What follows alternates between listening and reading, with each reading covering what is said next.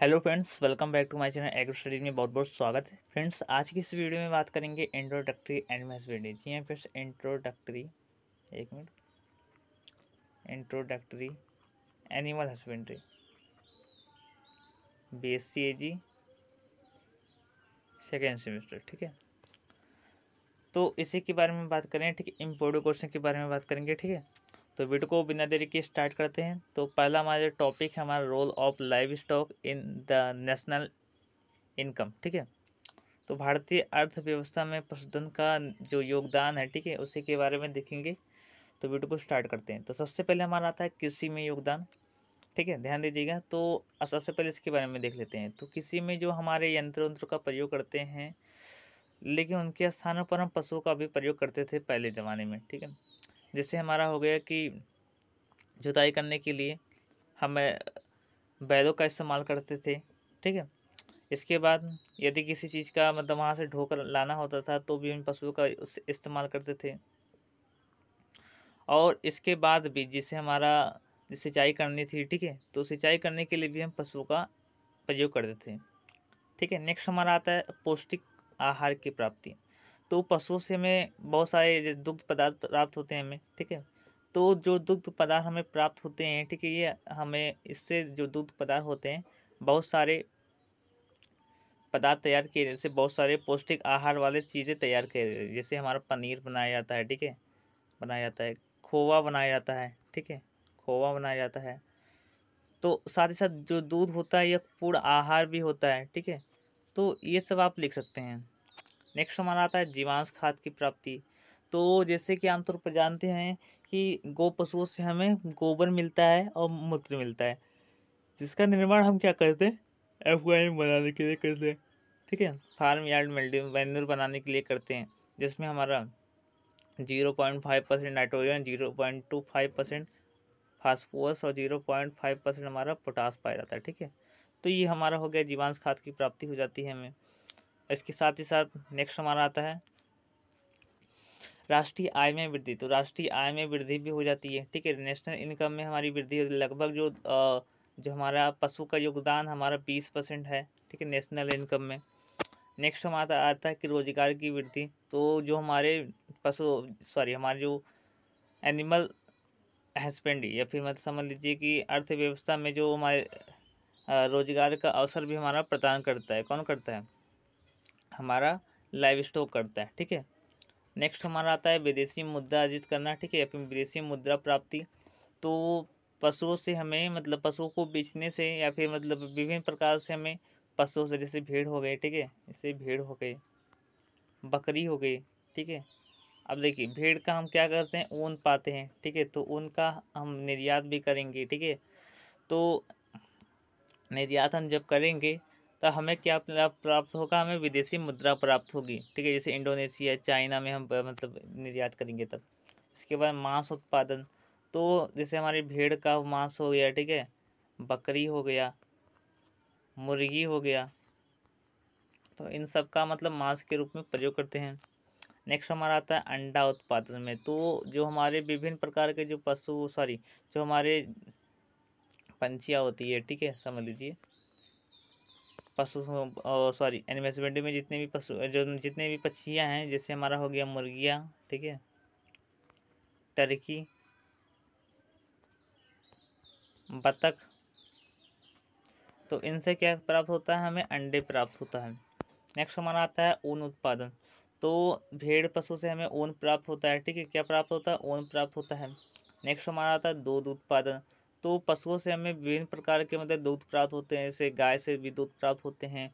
ठीक है, बकरियों से भी दूध प्राप्त होते हैं, भैंसों से भी होते हैं। तो इन सबसे हमें दूध प्राप्ति होती है। नेक्स्ट हमारा आता है खाल उत्पादन। तो खाल का उत्पादन भी हम करते हैं, जैसे हमारे पशुओं के जो खाल होते हैं उनका उत्पादन हम करते हैं। ठीक है, तो ये सब हमारे हो गए। तो नेक्स्ट हमारा आगे बढ़ते हैं। इसके बाद हमारा दिया गया रिप्रोडक्शन इन फार्म एनिमल्स।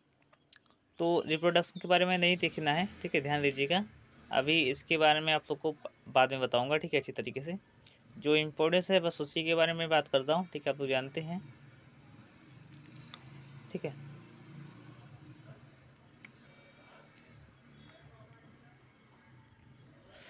तो हमारा तीसरा जो टॉपिक हमारा हमारा housing principle for livestock के बारे में है, ठीक है। तो इसके स्टार्ट करते हैं इसके बारे में। तो निम्न सिद्धांतों पर स्थित है हमारा। पहला हमारा है कि पशुशाला के लिए स्थान का चुनाव, ठीक है। जो हमारे हाउस का जो प्रबंध या फिर सिद्धांत हमारा है, ठीक है, उसके लिए हम सबसे पहले क्या करते हैं, हम पशुशाला का चुनाव करते हैं, ठीक है। एक मिनट वेट कीजिए। और नेक्स्ट हमारा आता है पशुशाला के लिए नक्शा की तैयारी करते हैं। इसके बाद पशुशाला की विशेषताएं हमारी, इसके बाद पशुशाला के प्रकार। पांचवा हमारा आता है पशुशाला व्यवस्था एवं प्रबंधन। नेक्स्ट हमारा आता है पशुशाला की विशेषताएं, इसके बाद पशुशाला के प्रकार। नेक्स्ट आता है 5वें नंबर पर हमारा पशुशाला व्यवस्था एवं प्रबंधन। 6वें नंबर पर हमारा आता है पशुओं के लिए विभिन्न हिस्से के गुण, ठीक है। तो स्टेप बाय स्टेप करके देखेंगे। सबसे पहले हम पशुशाला के लिए स्थान का चुनाव किस प्रकार से करते हैं, सबसे पहले देखेंगे। तो सबसे पहले देख लीजिए पशुशाला के लिए स्थान का चुनाव। तो सड़क के निकट होना चाहिए, उत्तम जल निकास वाला होना चाहिए, भवन के लिए भूमि का चुनाव युक्त होना चाहिए, हवाओं की दिशा का ज्ञान होना चाहिए, ठीक है। और वहाँ पर जो श्रमिकों की जो मतलब व्यवस्था होनी चाहिए, ना कि ऐसा ना हो कि वहाँ पर श्रमिक ना हो, ठीक है। तो वहाँ पर यदि आप पशुशाला का निर्माण करेंगे तो समझ लीजिए आपका पशुशाला से आपको प्रोडक्शन नहीं मिल पाएगा। प्रोडक्शन तो मिलेगा बट आयात करने में आपको मतलब एक स्थान से दूसरे स्थान पर लेके जाने में आपको असुविधा हो जाएगी, ठीक है। तो ये ध्यान दीजिएगा। इसके बाद बाजार की व्यवस्था, वहाँ पर बाजार उपलब्ध होना चाहिए। ऐसा ना हो कि वहाँ पर मार्केट ना हो। यदि मार्केट नहीं रहेगा तो आप बेचेंगे कहाँ पर। नेक्स्ट आता है आपका पशुशाला का नक्शा तैयार करना। तो पशुशाला का नक्शा किस प्रकार से तैयार करेंगे, पशुशाला की दिशा तो उत्तर दक्षिण दिशा में होना चाहिए। जो पशुशाला होना चाहिए उत्तर से दक्षिण दिशा में होना चाहिए।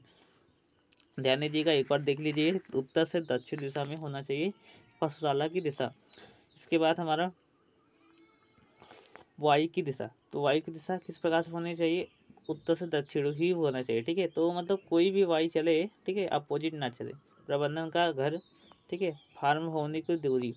नेक्स्ट आता है पशुशाला की विशेषताएं। तो मजबूत एवं आकर्षण होना चाहिए, धूप तथा तेज हवाओं से बचाव होना चाहिए, पर्याप्त आसान होना चाहिए, लागत कम होनी चाहिए, भवनों की संख्या भी नियमित हो, पर्याप्त स्थान होना चाहिए। इसके बाद हमारा आता है पशुशाला के प्रकार। तो पशुशाला के 2 प्रकार होते हैं, बंद घर और खुले घर।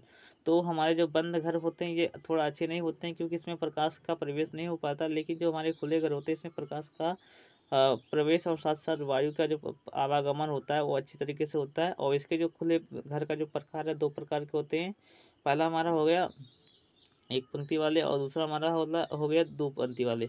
फिर 2 पंक्तियों को 2 भागों में बांटा गया, जैसे माउथ टू माउथ, ठीक है। इसके बाद हमारा टेल टू टेल मेथड, ठीक है। तो इस प्रकार से हमारा होता है, अभी आगे वीडियो में बताऊंगा। नेक्स्ट आता है 6वें नंबर पशुशाला स्वास्थ्य एवं प्रबंधन। तो पशुशाला हमारा हो गया, तो इसमें बधिया गृह होना चाहिए, बछड़ा गृह होना चाहिए, गर्भाधान गृह होना चाहिए, दुधारू गाय का भी गृह होना चाहिए, साढ़ का भी घर होना चाहिए, फिर गृह होना चाहिए। बी नंबर पर होता है हमारा पशुशाला में संबंधित भवन, जिससे हमारे ब्याने का कमरा, कुट्टी काटने का कमरा इत्यादि। इसके बाद फार्म पर ऑफिस जैसे मैनेजेटर इत्यादि। नेक्स्ट आता है 6वें नंबर पर पशुशाला के लिए विभिन्न हिस्से के गुण, जैसे हमारे चारा खाने का स्थान, आयाम की व्यवस्था, पानी की व्यवस्था, आयाम की व्यवस्था, ठीक है। नेक्स्ट हमारा आता है काऊ। तो काऊ में सबसे पहले स्थान कितना कितना मिलना चाहिए, space requirement for different species. तो स्पेसिस में मतलब कितने कितने स्थान होने चाहिए। जैसे हमारा काऊ में जैसे बछड़ा हो गया तो 30 से 35 वर्ग फीट, बधिया हो गई तो बधिया के लिए हम 40 से 50 वर्ग फीट, और यदि गाय हो गई जर्सी गाय या फिर कोई भी गाय हो तो 60 से 70 वर्ग फीट। साढ़े के लिए 12 से 15 फीट लंबा और 10 से 12 फीट चौड़ा होना चाहिए। चलिए हम आगे बढ़ते हैं। तो एक मिनट, पोल्ट्री प्रोडक्शन नहीं है इसमें। तो नेक्स्ट हमारा आता है, एक मिनट जरा वेट कीजिए।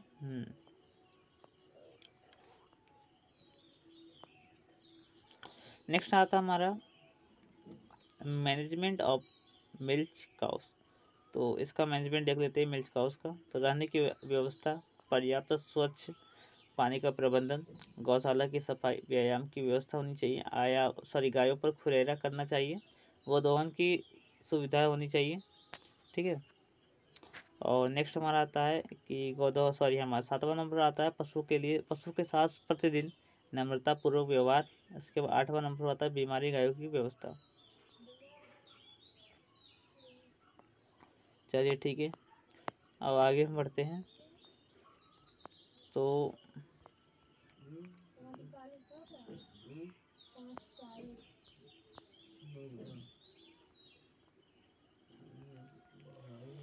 तो नेक्स्ट वीडियो में बात करेंगे गाय की देसी नस्लों के बारे में। ठीक है, तो वीडियो देखने के लिए बहुत बहुत धन्यवाद। जय हिंद, जय भारत।